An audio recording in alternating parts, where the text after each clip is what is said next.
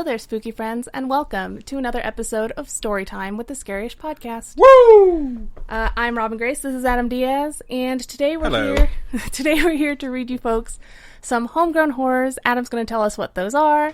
Homegrown horrors are the stories that you wonderful folks have decided to send us that contain content that is paranormal, spooky, supernatural, sometimes spiritual, sometimes just coincidental, and occasionally true crime, which you email to us and say, hey, go ahead and share this on the show, and we share your story, giving you the credit based off whatever name you provide us when you send it in, or calling you anonymous, and we share it to all the spooky listeners and spooky viewers, and it's a pretty good time. If you have a story that you're thinking about sending, Robin, where can folks send them? You can send them to our email, storytime@scaryish.com. You can also go to our website, scaryish.com.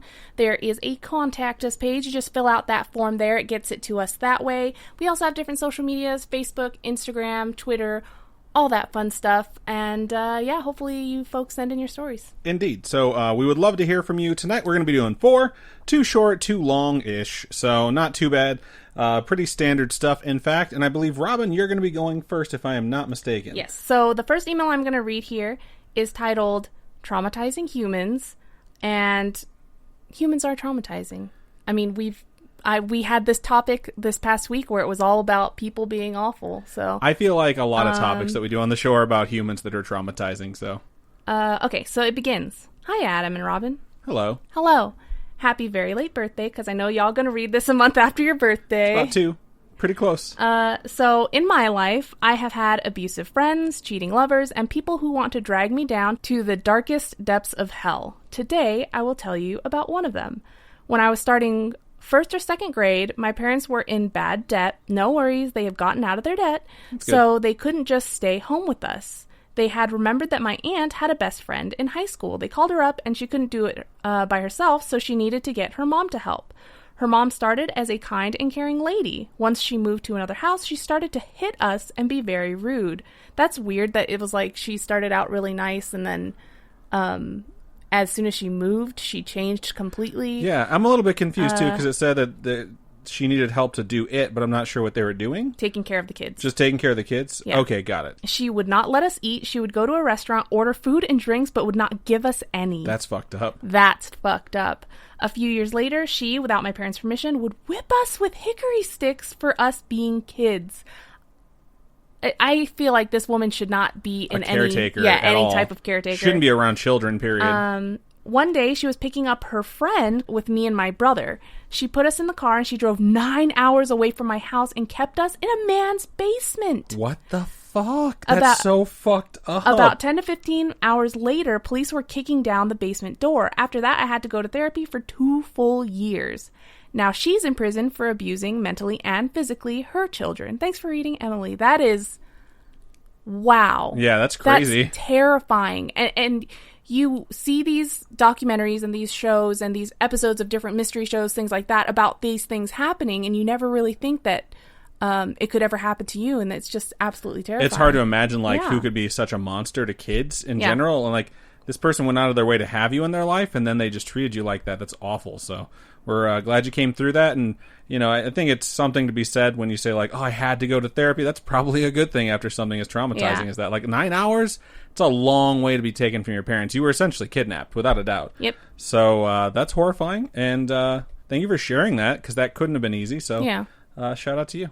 All right, so I'm going to go ahead and move into my first story of the evening, and this one's subject is Please Read on Le Pod, which is a pretty good subject, and we're going to go ahead and do that. So, here we go. Starts out like this. Sup. Sup. Sup. It literally says in parentheses, head nod, my resting bitch face, looking face, which I totally did. If you were watching live, you saw that. My face just always looks like that. All right, so I got a few stories for you all, and I'm going to get to it. One, when I was about 5 years old, my sister passed away. Holy shit, you really did just get right to it. She was What is with 8. these 2 emails, man? Yeah. From what I remember, we were both ill and had papyrus. It's Spanish. I don't know the term for it in English. It's Paperas. We lived in Mexico. Long story short, I got better, and she got worse. They ended up taking her to the hospital, and she passed away because she had a crazy high fever, or so I think, and I never saw her alive again. It was a devastating blow to my mom. Oh my God. I knew she was dead and gone, but I don't think I really comprehended death like I do now. Anywho, my shit dad left my mom, brother, and I to come to the States. Till this day, I will never understand why our family left us alone with my mom when she was going through this. The house we lived in was legit haunted, and I think the grief my mother was going through made it a place where weird shit happened. So one day, my brother and I were fighting for control of the TV, and I kicked him off the bed. My mom came in. That is such a sibling thing to do. Just be like, this is Sparta. And just fucking kick him into the bottomless pit off the bed. This next sentence is a very parent thing to do. My mom came in, whooped some ass, and put us in different rooms. So I'm sitting on the bed, little 5-year-old me, pissed that I couldn't watch Sister, in parentheses, because we had satellite. And as I'm sitting there in my tiny rage, I see my fucking sister walk by the front door. Not sure if y'all have been to Mexico, but a lot of houses, their outdoor hallway. So, like, imagine being in your room and you open your door to the hallway and you're outside, still in your house, but there's no roof. You walk down the hall to the next room. Okay, so it's kind of like the hallways are outdoors. Yeah. I haven't been to a lot of places in Mexico. No. It's just like resort shit is all we've really been to. Yeah. So this is where she sees her sister walk by. I was in such shock that my gut instinct was, that's not her. In parentheses, it says, I was raised JW, which I believe is Jehovah's Witness. I stopped practicing about 10 years ago, but basically I knew it wasn't her because in this religion, when someone dies, they're dead until resurrection day. Ain't no ghost or coming back before that. I screamed my brother's name hysterically, and he ran in with a bat and swings at the figure, and fucking poof, it's gone. Wow. To this day, I wonder what the fuck we saw and why. Yeah, they both saw it. That's crazy. That's crazy. The fact that they both saw the same thing. And the fact that it wasn't just someone that looked like your sister and like they actually hit them with the bat. You know, it went through them and they disappeared is terrifying. Were we just kids imagining things? How do we both imagine the same thing? Was it really her? If not, what was it? This house was very strange and had a well that my brother and I were always drawn to. During our time there, my mom had a mental breakdown. I would sleepwalk, and I had an incident with a doll that scarred me for life. Well, that's my story. It says, well, that's my story, and then the next part of it says, story 2. So that was story 1. Here we go. Wells are just scary things. Because of the ring, maybe. Because of the ring. Yeah, I was going to say, I don't know if you feel that way because of anything else but the ring. I remember when baby Jessica fell down the well, though. Who's baby Jessica? She was a baby named Jessica who fell down a well in the late 80s, early 90s. Oh, it was a real person. Yeah, and she got stuck down there, and they had this whole effort to, like, dig her out. So did she survive? She survived, yeah. Okay. She's fine. All right. Did her dog help? What? Did her dog help? Was like, Lassie, take us Probably. to her. I can't remember the story exactly, but it was like everyone. It was like national media attention to get this girl out of this well. Jeez. All right. Story 2. This happened when I was around 5 as well, before my sister passed away. The house we lived in parentheses mentioned in the previous story, was a very scary and strange house. Neighbors rumored that a bruja had previously lived there and done weird stuff and thrown weird things down the well that was by the kitchen. Anyway, living in Mexico, everyone is very superstitious, and one thing I remember is always being told not to play with dolls at night. So being the little dumbass I was playing with my Barbies and didn't realize it had gotten dark. My sister came into the room and told me something along the lines of, hey, stop playing with those Barbies, it's nighttime. Being the sting-headed 5-year-old I was, I've never heard sting-headed. Sting-headed stubborn. Was stubborn. Okay, I think it's stubborn. Spooky Mom let us know that one of these emails had a word that she had not seen before, which was sting-headed, and I was like, I wonder what context it'll come up in. Okay, I ignored her and continued to play. Time went by, and I was finally done playing, so I picked up my toys and headed to the room to put them away. I had a shelf right next to the door, adjacent to the door on the left where I would put my Barbies. I closed the door, got on my PJs, and opened the door to go hang out in my parents' room. When I opened the door, I must have done it really fast, and it caused the Barbie to fall, and when she hit the ground, she made a groaning sound. Like when you're walking and eat shit and no one is there, so you try to get up real quick. I'm just it's imagining... It's like Toy Story, where like Woody's just like, oh, on accident. I just imagine Peter Griffin from Family Guy when he falls.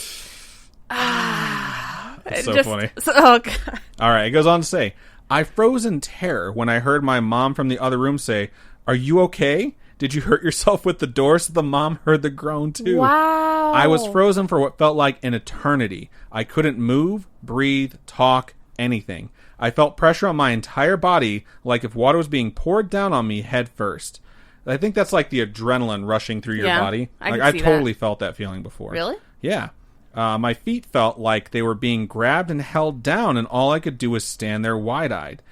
I was raised J-Dubs, Jehovah's Witness, so I started to pray and say Jehovah's name in my head in full head volume, like as loud as I could say it in my head, and finally I felt released. I started bawling and ran into my mom's room hysterical, scared for my little life. LOL. Again, can't explain why or what even happened, or if I imagined the whole thing.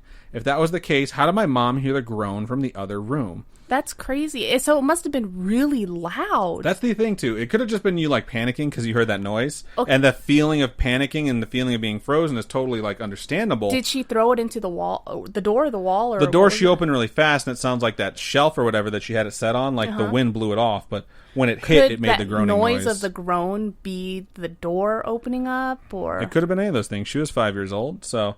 I mean, it could have been the doll hitting the ground and being like, ah, fuck! Oh my God. But we don't know. We weren't there. All right. How do you say that in Spanish? Ah, fuck? I don't know. The email continues. Okay. Last story, motherfuckers. Just kidding. I love y'all. All right. That's weird to be called motherfucker. Does that mean there's 4 stories? Or this is 3. Okay. But it said last story. I think it's JK. for the motherfuckers part. I'm glad we got to break that sentence down because Robin didn't understand. All right. Story 3. Okay, so when I was 19, my stepfather died of cancer. He was 38, one of the best people I've ever known. My mom was very distraught, and our world was turned upside down. Dude, your mom and you have been through a lot. Yeah. His body was sent to Mexico so his parents could bury him and say goodbye. As the years passed, I would have occasional dreams of him, and one in particular where he showed up right after his death and told me he was okay. Aww. Another instance is right after his death, maybe a week or so, my mom and I were in the car talking about him when suddenly the car was filled with the scent of his cologne. Wow. We hear that so much, where this like memory or you talking about someone that has just recently passed, all of a sudden you smell something that's super connected to them. Like the smell, like a lot of people smell cigarettes because their grandmas or whatever used or to cigars or something like that. Or we just did gardenias from... Gardenias? Gardenias, whatever. I can never fucking say it right. From the Hollywood Sign Ghost. Peg Entwistle. So, email goes on to say... No relation to the guy from The Who. John Entwistle, I'm pretty sure. All right, we're going to keep going with this email. Filled the car. Like a huge bottle of Hugo Boss was emptied in the car. We took it as a sign that he was there with us spiritually.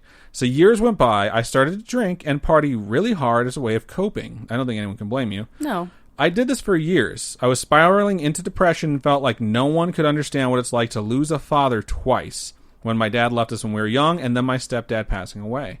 So it's Thanksgiving Day, and I just went out for a drive, driving aimlessly around town. I live in a pretty conservative town called Simi Valley. Some Hispanics, but predominantly white. Anyway, I ended up driving to the cemetery. It's a big Jewish cemetery. And just decided to get out and walk around. As I'm walking, I see a bench under a tree and thought, hey, this looks like a good place to cry, LOL. Oh, as I'm sitting that's there... such an angsty thing to say. Right? You'd like to think in your head, I feel like. I'm going to cry my fucking ass out of that bench. Like, oh, man, I remember being young and just being like, you know what I'm going to do? I'm going to turn the shower on and just sit in the shower and cry to myself. I'm going to keep going, and then I'm going to pause when there's a good spot so I can tell you just a really quick story about crying. Okay. It goes on to say, as I'm sitting there bawling my eyes out, thinking, if I'm crying at a cemetery, no one will think it's crazy because it's a cemetery. That's really smart, by the way. I'm thinking about how different my life would be if my stepdad was around and how much I wish he was here. All right, so I'm going to take a pause really quick and just say, I had a friend. It was right when I was like getting out of high school, getting into college. I got my own apartment. And there's this Dane Cook stand-up that everyone was into. It's right when he was blown up. And he talks about how every now and then, like, you have a day where you just cry. You know, you feel like the weight of the world on your shoulders. It all just becomes real, and you cry your eyes out. And you attach yourself to, like, a phrase, like, I did my best. And, like, you just keep saying it. Or you'll, like, look in the mirror and see yourself crying, and then you think of more stuff to make yourself cry harder. And I was like, yep, I identify with all of this. And, he said that there's, like, always a friend who will reach out to you and say something that makes you feel better. Like, hey, man, I just want you to know, like, you did your best. You know? And it was like, we were all, like, watching this stand-up, and I had this huge party, and my friend was getting to leave with his then-girlfriend, who's now his wife. And they were, like, kind of bickering a little bit. And she went to the bathroom, and he was just standing out there. No, but I told him, like, hey, bro, you did your best. You did your best, man. I swear to God, this isn't even a joke. he grabbed me and hugged me so hard like the world was ending and broke down in tears and just started crying his eyes out. And he's like, I do my best, man. I try so fucking hard. He fucking unloaded like I was Oprah Winfrey. And I was just like, I held on to him for dear life. Like, he needs to get all this out before she gets out of the fucking bathroom and asks what I did to cause this. And so as soon as that door opened, he just like went like, two-tapper. He was like, okay, man, see you later. And just walked out. I was just like, did that fucking just happen? Did he mess with me or did I mess with him? Do we share a moment or did I just get punked? Like, I have no idea what happened.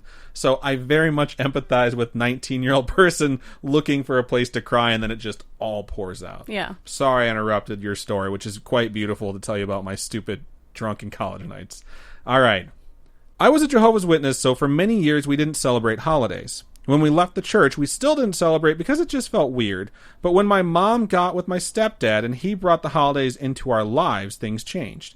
I had my first Christmas when I was 16. He spoiled me rotten and got me 2 kittens and tons of things to unwrap. Aww. We did Thanksgiving, called it Dia del Pavo Turkey Day. He brought light into our lives.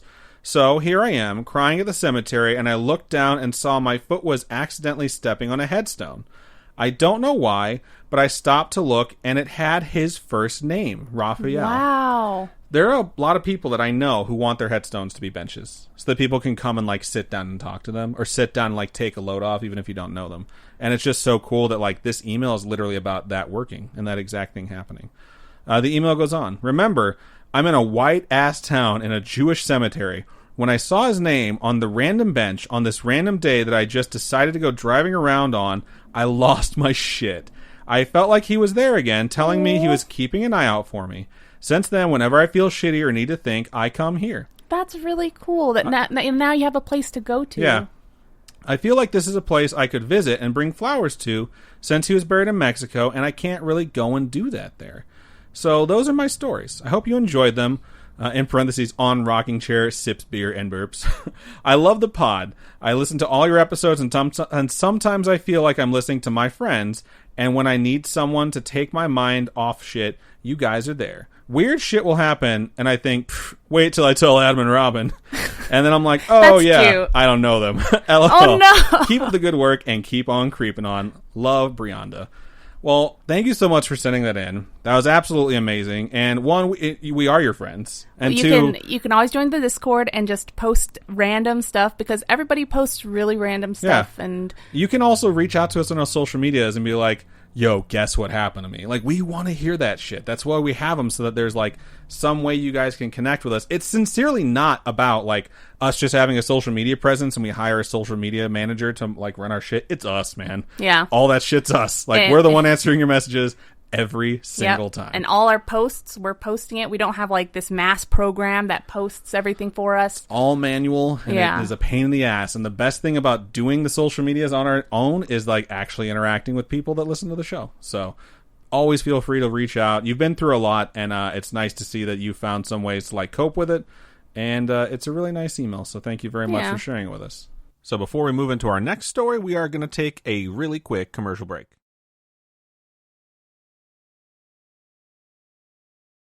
And we're back.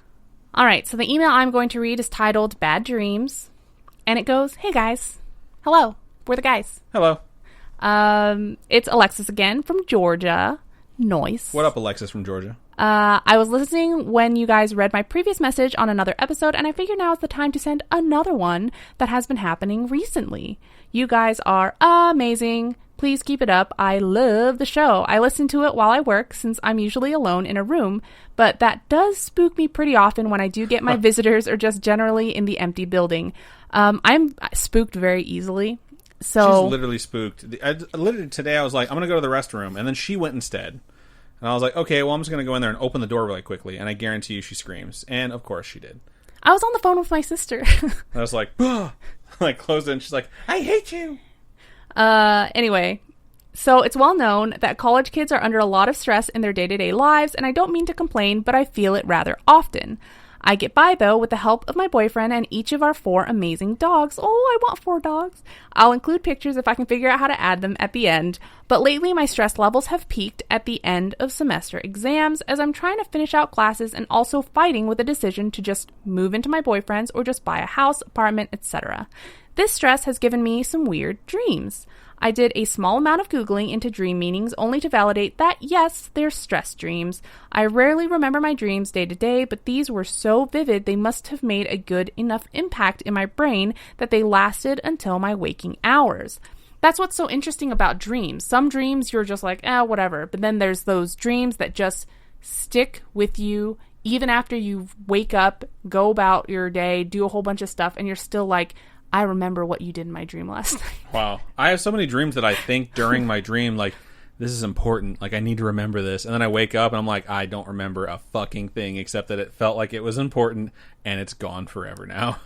I hate the ones where it's like you have the dream and you wish so badly that it were real. Like, I've had dreams where I was bala shot kala and then I wake up, I'm like, oh, fuck, I'm poor. For the first one, it began with me starting down the stairs of my childhood home. It was split-level stairs, and I remember grabbing the railing and feeling the wood slide under my hand as I descended the stairs. As I got to the bottom level of the house, the laundry room was directly in front of me.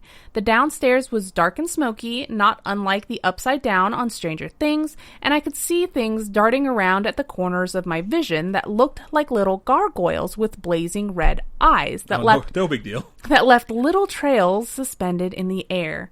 As I was standing there at the bottom of the stairs, I grew angry that something would be heading to my room, so I followed it around the corner into my old room.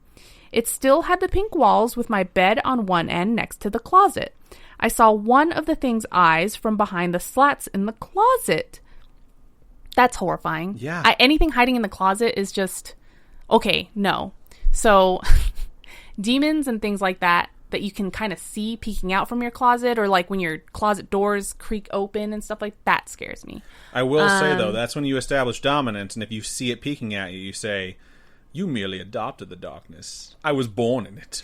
Adam ordered that stupid Bane mask. I ordered myself a mask for quarantine, COVID, all that stuff, and it has the design on the front of it that looks like Bane. It's like a cloth mask. It just has like the graphic of Bane's mask. I am going to talk like Bane everywhere I go until this pandemic clears up. I'm so excited. With anger, I slid open the door and picked up the gray toddler-sized thing. That's brave of you. It really did just look like a gray toddler, and I gave its head a gnarly twist, and it came off in my hand.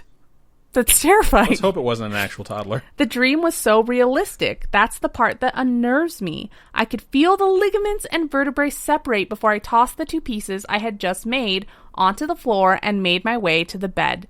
I don't know how I knew there was one under the bed, but I didn't hesitate as I quickly climbed under, grabbed another by the head, and twisted it off as it bit my hand. You sound like the monster in this dream, I'm just saying. We've been watching Paranormal Activity, and you sound like Katie. Wow. I guess she does. She's been snapping necks, man. Cashing checks and snapping necks. Because even though she's possessed, that bitch is rich. I'm just saying. She has money. This one, too, squished and wriggled in my hands before I tossed it aside. I woke up with a start before cuddling back into the large person beside me. May or not use him as an actual human shield against sleep paralysis demons. That's fucking funny. I've dated people, though, where I've had sleep paralysis and you just try your best to try and wake them up, but you're not moving, and so you're just staring at them in the back like, fuck you. I've dated someone who literally gets annoyed when they know I'm having sleep paralysis because I shake the one limb that I have free, and they're just like, rather than wake me up, they just let me struggle through it.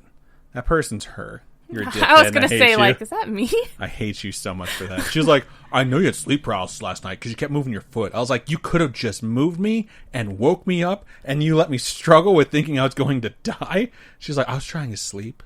I hate her so much sometimes. My second dream came a week later, which was much more obvious to me that it was stress-induced. As I've always known, teeth falling out in a dream is stress, and it likely stems from my fear of falling apart.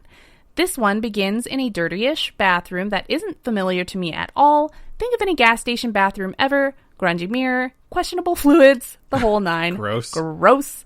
Add a creepy yellow flickering light, and y'all have a good idea of the picture. I If the bathroom lights are flickering, I will not go in there. If there's a stall that doesn't have a light over it, freaks me out, not going to go in there. I will walk back out. I'd rather pee on the side of the building than do that. I have a pretty strict policy. If that stuff's happening in the stall, I just go in the sink. I mean, you have... I can't do that. I can. The miracle of being a dude. So you can poop in a sink. You can poop in a sink all day. I know what you're...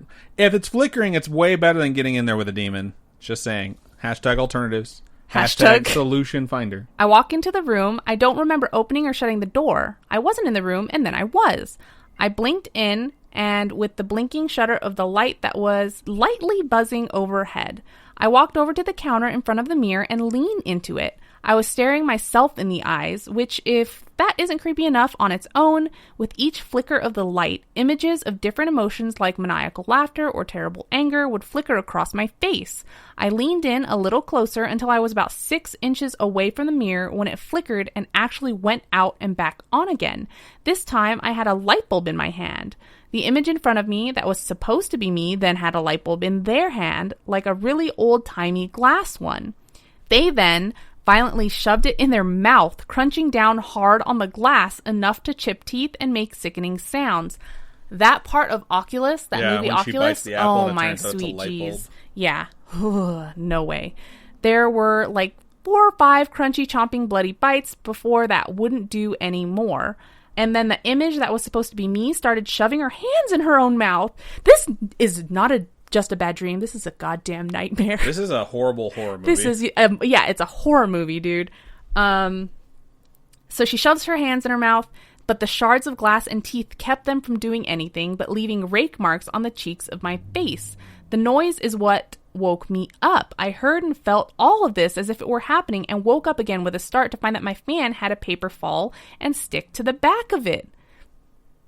I can hear the sound of the fan hitting that paper, and I bet your brain heard that noise and was like, we're going to put this in your dream. What's wrong with it, y'all? Yeah. Get the writers in this room. We're going to go with this. I stayed up a couple more hours that night in the living room instead of in bed, trying to get that image out of my head, and now you guys are stuck with it too. Thanks. I really appreciate what you guys do and realize that these don't entirely count as personal stories, as they're just terrible figments of my anxiety brain trying to talk itself through an issue it's going through as I rest. But it's the closest thing I have to actual ghost stories, but I would understand if you'd rather not read these, or they're already being read. You're good. Yep. Thank you. Thank you so much for sharing that with us, and we really, really appreciate it. Absolutely. And it's so funny, too, because it totally spurred a memory of a dream in my brain that I was like, I have to remember this dream and share it with the spooky friends. So, full disclosure, we had 4 emails.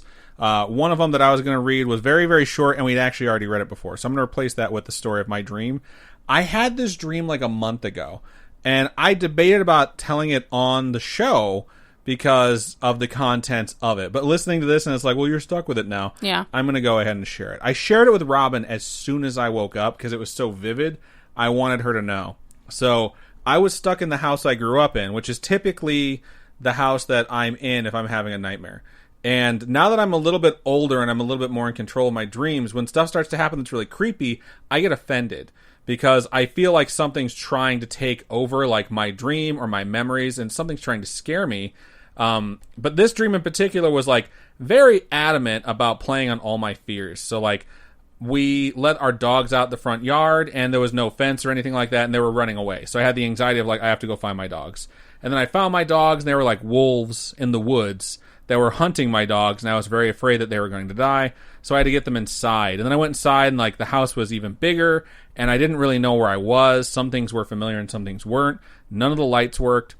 There was an old lady ghost that was, like, stalking me, and there was another presence that was just, like, overwhelming, and it made me feel, like, just terrified. So I dealt with this dream, and it seemed to last forever, and I couldn't get out of the house. Finally, I managed to get out of the house, and I'm standing on my front lawn, and I have this sensation where I realize I'm dreaming. And there's a couple things I can do in my dreams for the brief amount of time where I realize I'm dreaming, either before I wake up or before I forget that I'm dreaming. You know, you just fall back into the dream. So yeah. I can move stuff to me. It's like a telekinesis type of thing. I can move stuff to my hand, and I can also fly. And so I think those are pretty common things for anyone who's slightly lucid dreams. But I looked up into the house windows, and there was like this bay window which did not exist on the house I grew up on. And there was this spirit looking out at me of this super angry old man in like these fine clothes.